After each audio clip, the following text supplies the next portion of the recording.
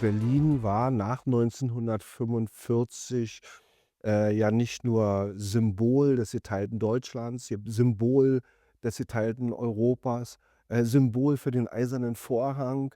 Berlin war nicht nur die, Welthauptstadt der Agenten und Geheimdienste nach 1945, sondern Berlin war auch das Zentrum des Propagandakriegs, des Rundfunkkriegs, des Radiokriegs, in Deutschland und, in einer gewissen Hinsicht auch darüber hinaus.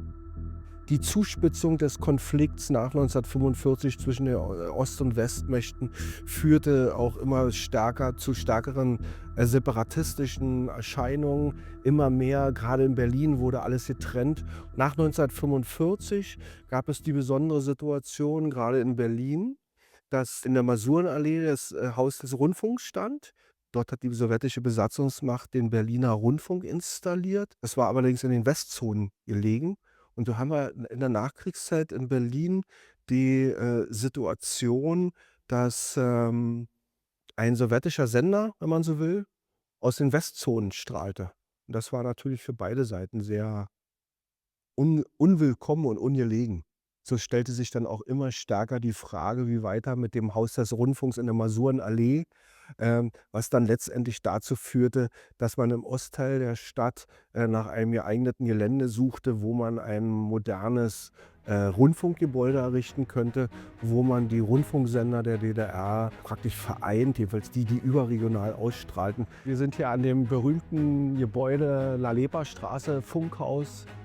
Ein, Nachkriegsgebäude. Hier residierte seit 1951, 52 der Rundfunk der DDR mit all seinen überregionalen Sendern. Die Gebäude wurden bis 1955, 56 errichtet in der, modernsten Bauweise, die sich damals denken ließ. Man spricht auch davon, dass es praktisch eigentlich noch nach wie vor, Gebäude von, innen State of the Art sind. Der Rundfunk der DDR, oder der sowjetischen Besatzungszone, der sendete ja zunächst auch aus, den, Westberliner Sektoren der, Alliierten. Die Kommunisten mussten dann aber dort, raus und sind dann, nach Ostberlin und haben zunächst provisorisch, gesendet, während diese imposanten Gebäude, hier entstanden sind. Diesen Ort fand man relativ schnell in der Nalepa-Straße, an der Grenze sozusagen von Oberschöneweide gelegen.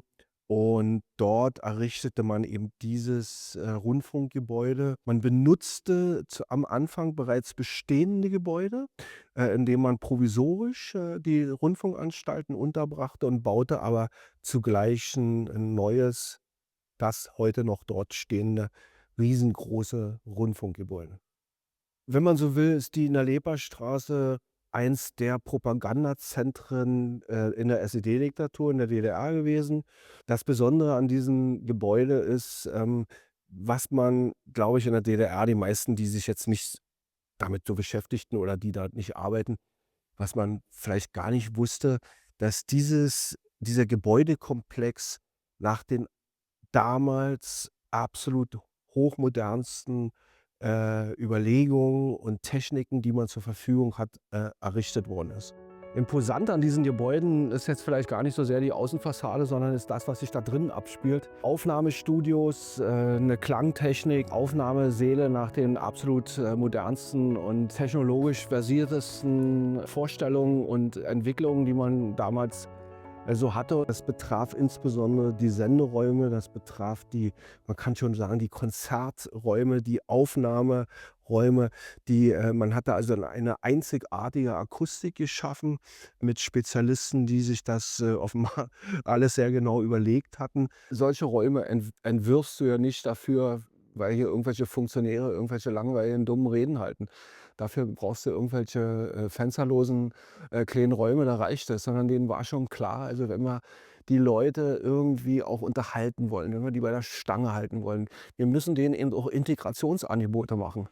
Die, Technik und die Akustik dieser Räume, die haben sehr schnell, auch schon in den 50er Jahren in der Szene der Tontechniker, in der Szene der Musiker, weit über die Grenzen Berlins und Deutschlands hinaus, für Aufsehen, gesorgt, und viele, bemühten sich auch damals schon, dort irgendwie ihre Aufnahmen, machen zu können, weil das eben schon sehr, exklusive akustische Bedingungen waren. Also interessant an dieser Treppe, das sind auch 3 verschiedene, Arten gewissermaßen von Stufen. Das ist mir von Ferne gar nicht so aufgefallen. Ja, also man hat hier wahrscheinlich sozusagen hier ist ein Steinfußboden, dann hat man hier 'n mit Teppich einen anderen Sound. Hier hoch, guck mal, Wahnsinn.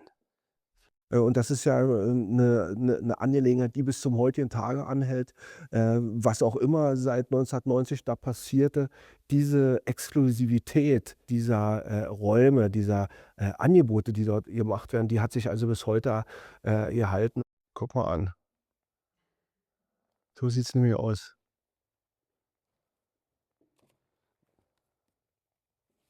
Ja, Platten, die hier produziert worden sind, großartig. Oder Aufnahmen, die Platten sind woanders produziert worden.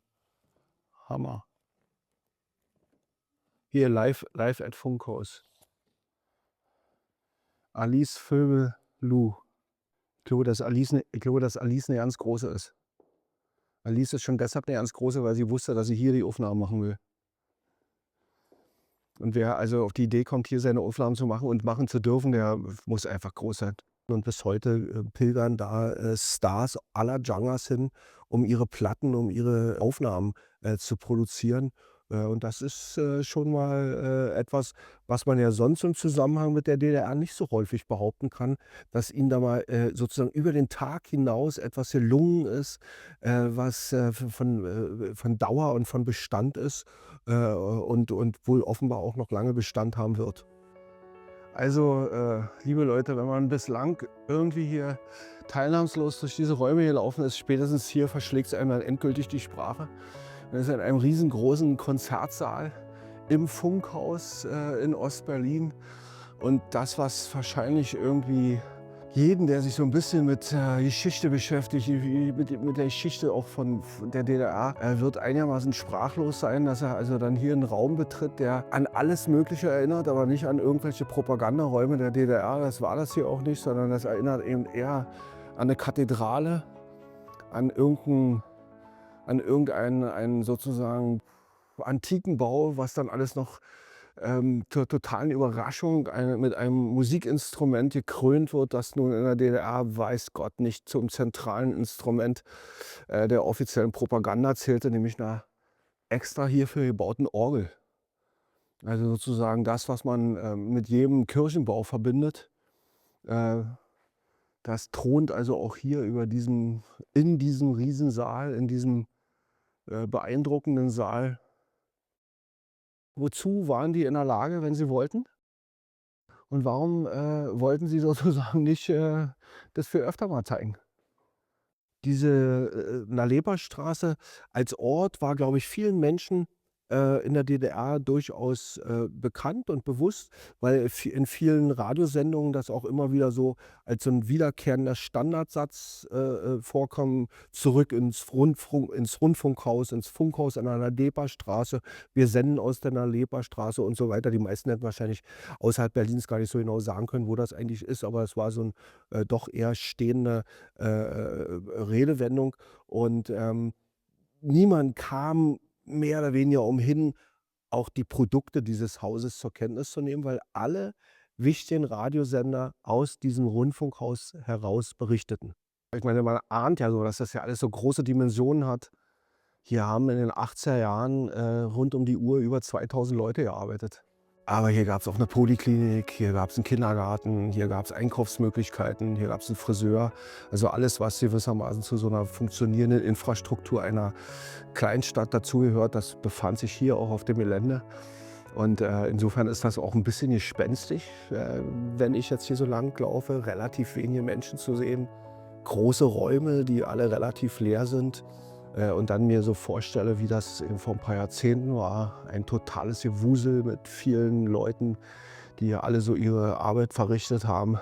In der DDR gab es mehrere überregionale Radiosender. Stimme der DDR, Radio DDR 1, Radio DDR 2. Seit 1964 zunächst ja erst in Stunden und dann ab den 80er Jahren dann auch, 24 Stunden am Tag DT 64, der Jugendsender. Alle berichteten und sendeten aus der Nalepa-Straße heraus und die, Angebote dieser Radiosender waren halt, sehr unterschiedlich, von plumper, dümmster Propaganda auf der einen Seite bis zu hochklassigen, Angeboten im Bereich etwa von, klassischer Musik, von Jazzmusik, nachdem die nicht mehr, verboten war und nicht mehr gejagt worden ist. Also, das Angebot war schon relativ breit, muss man sagen, aber natürlich alles immer gebrochen durch die ewig gleichen langweiligen Nachrichten, die mehr oder weniger in allen Sendungen gleich waren, durch die ewig gleichen langweiligen und auch Lügen. Na ja, und später, als ich dann so Jugendlicher war, in den 80er Jahren, da gab's, dann, vor allen Dingen eine Sendung, die kam sonntags bei DT64, die hieß Paroktikum.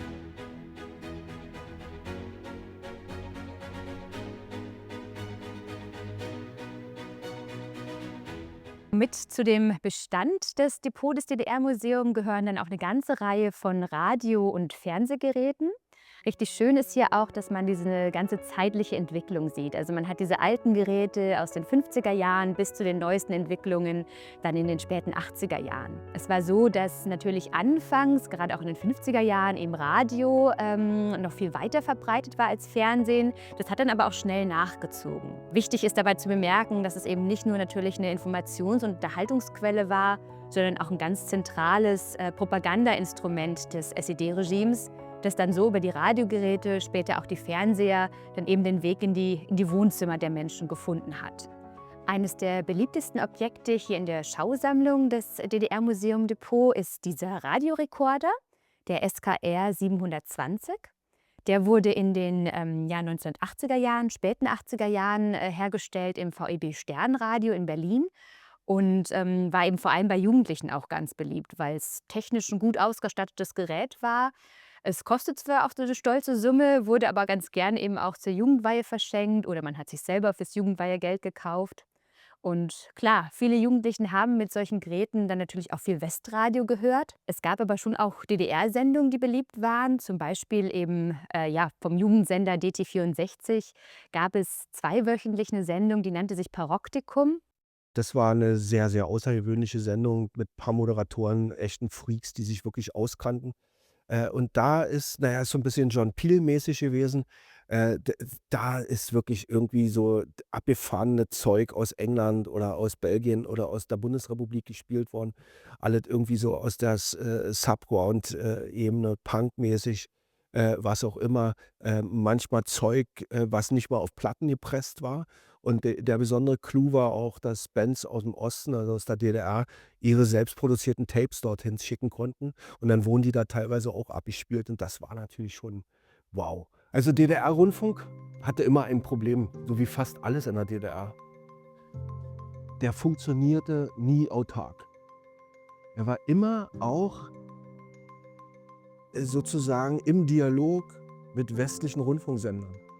Alles, was in der DDR passierte, passierte immer vor der Schablone, vor der Folie, in Reaktion, im Dialog, in Absetzbewegung zu dem, was in der Bundesrepublik passierte, weil das ja nicht abschaltbar war, weil es nicht, sozusagen ignorierbar war, weil's 80% der Menschen in der DDR sehr genau mitbekamen und ein großer Teil der Menschen in der DDR überhaupt sich sowieso nur über Westmedien informierten. Das war für alle DDR-Medien immer ein großes Problem, was im Übrigen dazu führte, dass man manche DDR-Nachrichten, wenn man keine Westnachrichten konsumierte, hätte gar nicht verstehen können, weil die Bezugnahmen auf bestimmte Kommentare im Westen, auf bestimmte, im Westmedien, verbreitete Nachrichten, ohne das als solches zu benennen. Ja, weil die, DDR-Oberen schon davon ausgingen, dass all die Menschen, die, in der Lage dazu sind, Westmedien konsumieren. Nun gab es allerdings im Osten Regionen, die aufgrund ihrer geografischen Lage so weit entfernt waren von den letzten westlichen Verstärkeranlagen, dass sie wirklich keinen Westen sehen konnten. Das betraf vor allen Dingen, so diese Region Usedom, die Region um Greifswald in der Ecke und dann vor allen Dingen Sachsen. Das nannte man im Osten dann spöttisch Tal der Ahnungslosen. Und die versuchten nun, irgendwie dieser Situation irgendwie entgegenzuarbeiten. Also haben sie sich selber Antennenanlagen und Antennenanlagen ausgedacht, die sie aufgebaut haben, um Fernsehen, Westradio zu schauen. Diese Bedeutung des Rundfunks in der politischen Hinsicht ist in zweierlei Hinsicht überhaupt nicht überzubewerten. Zum einen hat der Rundfunk und haben die Medien extrem dazu beigetragen, durch die Art und Weise, wie sie politisch berichtet haben, das System selbst unentwegt jeden Tag aufs Neue unmöglich zu machen. Rundfunk in der DDR zu machen, hieß auch ganz konkret 24 Stunden am Tag Zensur auszuüben. Nichts, was im Rundfunk der DDR ausgestrahlt worden ist, kein Wortbeitrag, war irgendwie spontan, sondern alles musste vorher genehmigt werden, alles musste vorher abgesprochen sein. Wenn dann doch mal jemand, was immer wieder in der Geschichte des Rundfunks der DDR vorkam, von den Vorgaben und den in Anführungsstriche Vereinbarungen abwich, dann gab es in aller Regel einen großen Krach, auch Entlassungen bis hin zu politischen Strafverfahren. Ich würde jetzt mal sagen, so ein Raum wie dieser hier symbolisiert die Macht, äh, wahrscheinlich in jedem System, aber hier, dieser Raum steht eben auch für die Macht, über den Rundfunk von mächtigen Männern aus dem Rundfunkapparat und aus dem SED-Apparat. Sehr beeindruckend. Und das Zweite war eben dieses permanente Spannungsfeld zu den westlichen Medien, mit dem man sich unentwegt auseinandersetzen musste, weil diese Strahlen das ging natürlich ins ganze DDR-Land, soweit es technisch möglich war, hinein. Und 1989 kann man nicht wirklich verstehen ohne die Berücksichtigung der Medien. Die Medien, die westlichen Medien waren wesentlicher Transporteur für die Nachrichten, so dass sie auch wirklich jeden erreicht haben.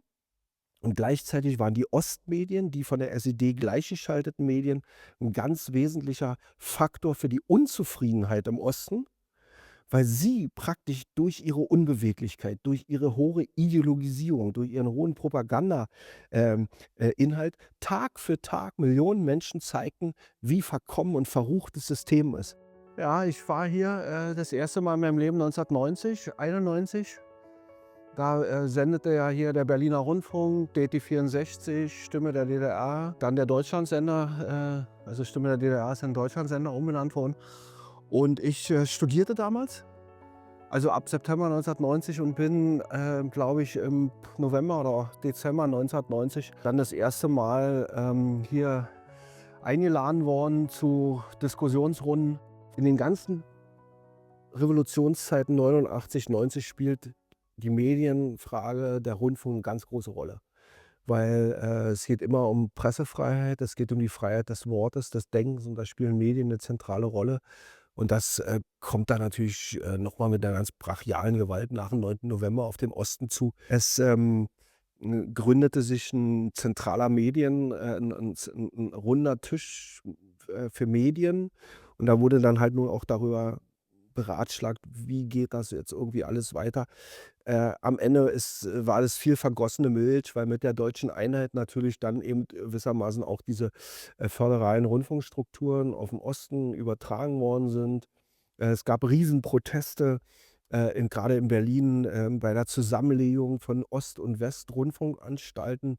In den Flächenländern im Osten ist das ein bisschen anders gewesen, weil da war das wieder so klassisch. In den Führungsetagen kamen Westler und das Fußvolk blieben überwiegend die Ostler und das kam da natürlich auch zu harten Kämpfen, was vor allen Dingen dann eben sich darin auch äußerte, dass über die Vergangenheit dieser Medienschaffenden oft nicht mehr gesprochen wurde, weil man eben diesen Konflikten aus dem Weg gehen wollte.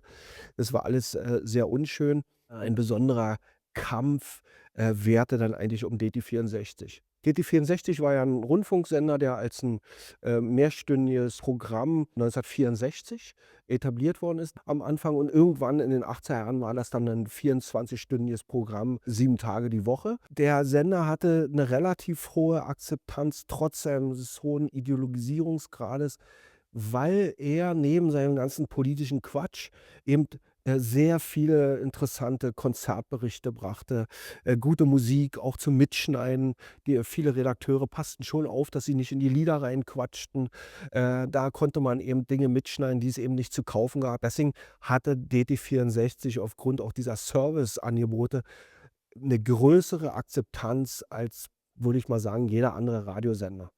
Na ja, und dann, 1989 passierte dann, das für eigentlich nicht möglich gehaltene, dass DT64, sehr schnell, nach dem Fall der Mauer noch, ja, wie soll ich sagen, also umschwenkte, moderner, offener wurde, die Verknöcherung ablegte, und dann auch gerade im Jahr 1990 doch ein sehr frischer, quicklebendiger, sehr offener, politisch, pluralistischer, 'n sehr klar gegen Faschos orientierter, Jugendsender wurde, der tatsächlich nun auf 'ne relativ große Akzeptanz bei vielen Menschen, grade jüngeren Menschen, stieß und, nun, sozusagen wirklich zu einem viel gehörten Radiosender wurde. Dann grade 89, 90 hat sich DT64 zum ganz selbstständigen Radiosender entwickelt. Nun konnte man, wie auch bei den Tageszeitungen, wie auch bei anderen Rundfunksendern, buchstäblich über Nacht mitverfolgen, wie aus, Sprechapparaten, aus Parteifunktionären, die bislang da diese Radiosendungen gemacht haben, auf einmal quicklebendige Reporter und Journalistinnen wurden, die, sozusagen spannendes Zeug erzählten, spannende Sachen machten und bei DT64 auch freche Kommentare, vom Stapel ließen, tolle Musik spielten. Und so ist DT64 sehr, sehr schnell ein, sehr, beliebter Radiosender, so ab 1990 geworden. Und, der hat eben von hier aus ausgestrahlt. Das wurde alles relativ schnell auch Kult und ja, hatte eine extrem lässige Ausstrahlung. Na ja, und wie das in dem Einigungsprozess so war, in dem Einheitsprozess, das eine lief gut, das andere lief schlecht, manches lief sehr gut und manches lief so richtig schlecht. Und, so und dann gab's natürlich Verteilungskämpfe. Das war alles verfehlt, muss man wirklich ganz klar sagen, weil sich wenige westdeutsche große Medienhäuser den ostdeutschen Markt untereinander aufteilten mit, Segnungen der bundesdeutschen Politik. Und das war weder gerecht noch, schlau, noch, weitsichtig, wie das gelaufen ist. Das hätte man sozusagen viel schlauer machen können. Es gab damals auch viele, viele kluge Vorschläge, und von diesen vielen, vielen klugen Vorschlägen ist nicht ein einziger gewissermaßen umgesetzt worden. Und da ging es nur um die Frage: „Was macht man jetzt mit den DDR, Sendern?“ Na ja, und eigentlich hat sich nicht wirklich jemand jetzt irgendwie dafür engagiert, dass irgendwie, Sender DDR oder, Stimme der DDR oder wie das Ding dann auch nach 1990 hieß, da irgendwie existiert. Und das war bei DT64 ganz anders. Weil DT64 hatte ein ganz spezifisches, junges Publikum, hatte eine spezifische, Programmqualität, hatte, sozusagen ein ganz eigenes Profil, was auch deutschlandweit überhaupt nicht vergleichbar war mit irgendetwas. Ja, und das wurde nun auch, plattgemacht aus unterschiedlichen Gründen und da gab es dann heftige Proteste, die von Anfang an so ein bisschen darunter litten, dass die sehr, stark von der SED-PDS, und ihren Jugendorganisationen, gewissermaßen dominiert worden sind, was dann viele davon abhielt, dort mitzumachen, mitzuprotestieren. Also, mir zum Beispiel waren dadurch die Hände gebunden, weil ich natürlich mit den Typen ja nicht gemeinsame Sache gemacht habe 1990 oder 91. Und dennoch haben viele Menschen, auch ich, das als, ungerecht und als unklug und als nicht gerechtfertigt angesehen, dass man dann eben am Ende auch DT64 geschliffen hat. Wenn man jetzt so rückblickend betrachtet, wie hätte man die deutsche Einheit, vielleicht an der einen oder anderen Stelle auch ohne die Erfahrung von heute damals, sensibler vielleicht hätte gestalten können? Wie hätte man mehr, auch Teile der Gesellschaft mitnehmen können im Osten? Dann ist für mich der Umgang mit DT64, obwohl ich nun eigentlich kein Fan davon war, aber ein ganz klassisches Beispiel dafür, was damals auf der Hand lag, wie man es hätte viel besser machen können, nämlich indem man, diesem Sender eine Zukunftschance gegeben hatte. Wollten die sozusagen Netzwerke, die Seilschaften, die Strukturen, die handelnden Personen überwiegend aus dem Westen, nicht. Und, da hat man sich dann unnötigerweise ein Potenzial von, Unzufriedenheit und von Ablehnung geschaffen, völlig sozusagen, an der Realität vorbei. Das ganze Areal ist, relativ groß, liegt direkt an der Spree, ist also eine fantastische Lage in, Berlin. Und hier ist geplant, dass demnächst ein Wohnquartier mit modernsten Ansprüchen entstehen wird, Funky Town genannt. Es wird auch 'ne neue Infrastruktur geben. Keine Ahnung, was das kosten wird. Ich vermute mal, jetzt nicht so für jedermanns Tasche und jedermanns Kasse und jedermanns Sparbuch gedacht. Gleichwohl 'ne richtig geile Gegend, 'ne richtig geile Perspektive und